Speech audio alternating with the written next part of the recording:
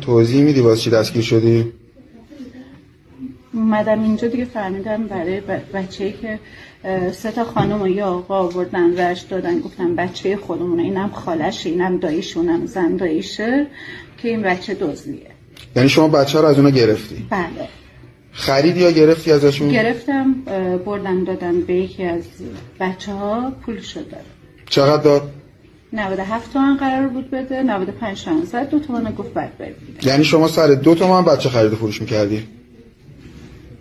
من خرید و فروش نمی‌کردم. نه دیگه من نگفتی گرفتن فروختن؟ من فقط معرفیش کردم. من فقط معرفی کردی. با اون پولی که اومد تو حساب چی؟ 95 تومن زدم به حساب یکی از این خانم‌ها. چند روز بچه پیش شما بود؟ هیچ.